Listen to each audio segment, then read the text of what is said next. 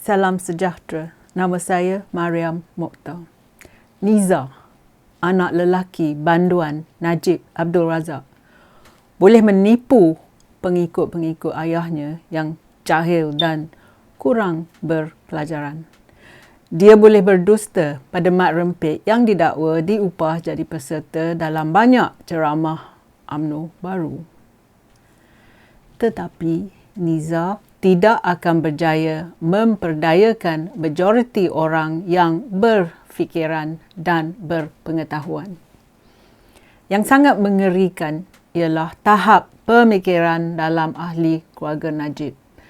Sangat mengejutkan kerana mereka didakwa berpelajaran tinggi.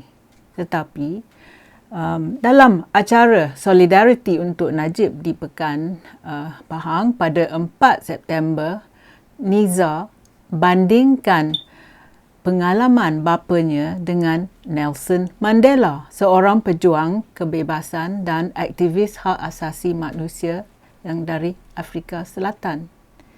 Niza harus menyikat fakta dan sejarah dunia. Dia akan kecewa mengetahui bahawa bapanya Najib bukan Mandela dan tak sedikit pun macam Mandela ataupun macam Nabi Yusuf.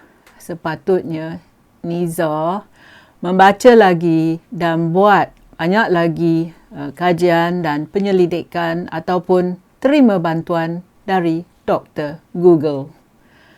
Membandingkan kleptokrat yang paling teruk di dunia, iaitu bapanya Najib, dengan seorang seperti Mandela adalah penghinaan terhadap ingatan bekas pemimpin Afrika Selatan tu dan juga penghinaan untuk keluarga Mandela.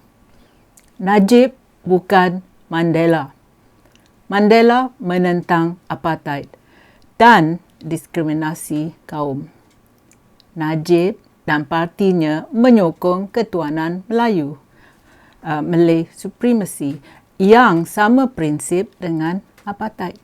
Mandela adalah tahanan politik yang paling terkenal di dunia.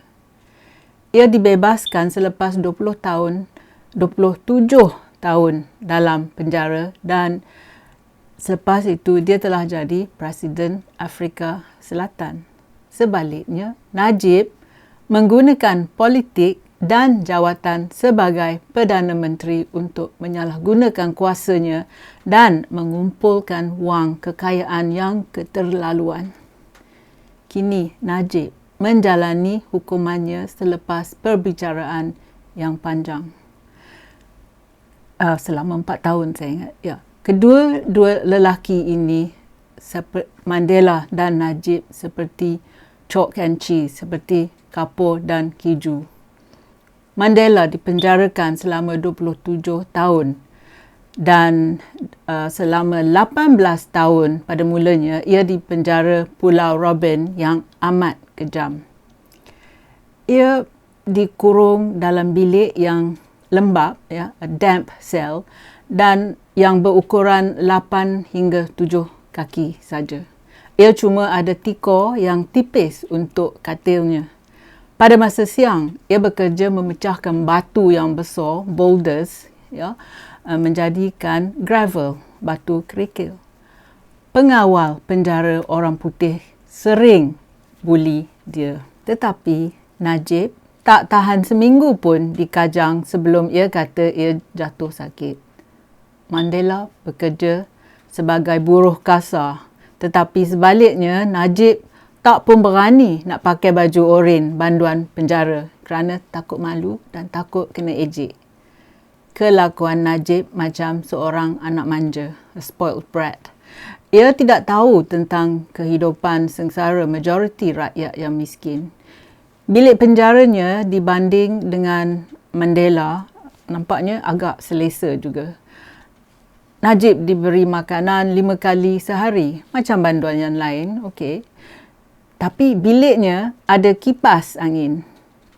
Selepas ia kata ia sakit, ia telah dibawa ke Hospital Kuala Lumpur dengan segera kerana sakit perut, gastrointestinal problems, yang dikatakan anak perempuannya telah lagi teruk kerana ada tekanan. Adakah semua banduan dapat layanan seperti Najib? Bilik berkipas angin ni dan dapat chance nak pergi ke hospital di Kuala Lumpur, adakah semua banduan di Kajang ataupun seluruh Malaysia macam tu? Mandela telah pergi dari banduan ke pemimpin dan jadi Presiden negara Afrika Selatan.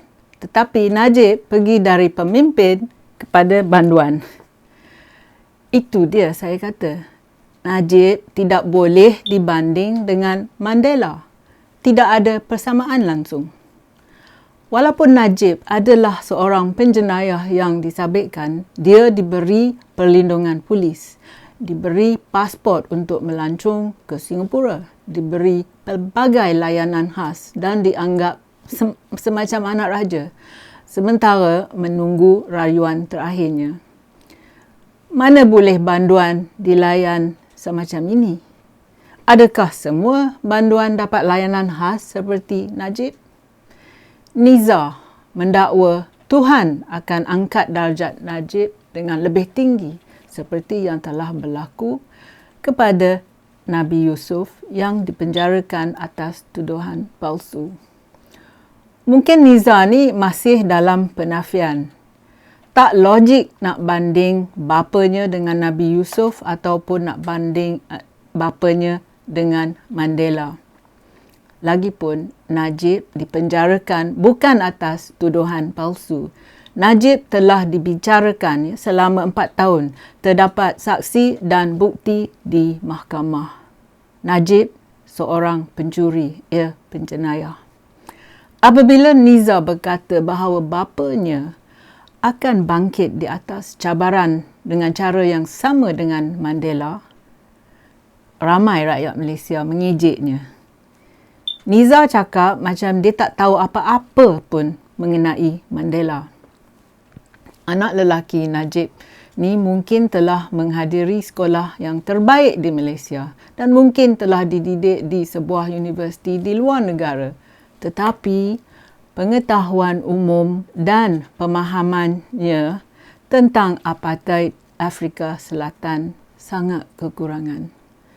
Mandela berjuang untuk equality, kesamaan dan hak asasi manusia. Niza tak sepatutnya membandingkan Najib dengan Mandela hanya dengan menggunakan penjara sebagai timah yang sama. Mandela bekerja kuat untuk menjadikan Afrika Selatan sebagai negara kesamaan di mana orang-orang dari semua kaum dan warna dapat hidup berharmoni bersama-sama. Pada tahun 1993, beliau telah menerima hadiah keamanan Nobel, the Nobel Peace Prize, untuk menghapuskan rejim apartheid secara aman dan meletakkan asas demokrasi di Afrika Selatan. Tetapi, apa yang telah dilakukan oleh Najib? Selama beberapa dekad sebagai pemimpin UMNO baru dan kemudian sebagai Perdana Menteri, doktrin ketuhanan Melayu, Malay Supremacy, telah memasuki lanskap sosial dan politik Malaysia. Dia tidak buat apa-apa pun untuk membawa kesamaan antara berbilang kaum di Malaysia. Orang Malaysia yang bukan Melayu dipanggil pendatang dan dianggap sebagai warga negara kelas kedua. Najib tidak buat apa perubahan untuk menyatukan semua kaum dan meruntuhkan dinding yang memisahkan mereka. Najib dan partinya UMNO baru menggalakkan sistem perkauman. Adakah Niza sedar bahawa Malaysia adalah negara apartheid? Orang bukan Melayu dan orang bukan Islam tidak berkongsi hak yang sama dengan orang Melayu dan tengok ya, orang asli, penduduk asli Semenanjung Melaya telah dipinggirkan. Apabila Niza kata ia yakin yang Najib akan muncul sebagai orang yang lebih baik selepas penahanannya, ramai orang Malaysia harap bahawa bapanya akan melapangkan masanya di penjara untuk merenungkan tindakan jahatnya dan lepas itu bertobat atas dosa-dosanya seperti mencuri dari rakyat dan lepas itu meminta maaf kerana telah membebankan Malaysia dengan 1.045 triliun ringgit hutang negara. Jadi, hutang inilah yang akan menjejaskan kehidupan anak-anak dan cucu kita. Nizam mungkin harap bahawa bapanya meneruskan kerjaya politiknya selepas menjalani hukumannya. Tetapi rakyat benci Najib. Mereka tak mahu bersangkut apa-apa pun dengan Najib dan isterinya Rosmah Mansor. Tapi tinggal satu lagi soalan. Adakah anak-anak Najib tak tahu bahawa mencuri adalah jenayah? Mereka masih menafikan yang Najib pencuri. Mengapa pendidikan dan juga pengetahuan moral mereka terlalu teruk? Terima kasih kerana sudi menonton. Jumpa lagi. Kalau anda suka video saya, sila tekan like dan subscribe pada channel YouTube saya. Pertimbangkan menyertai laman Patreon saya. Terima kasih.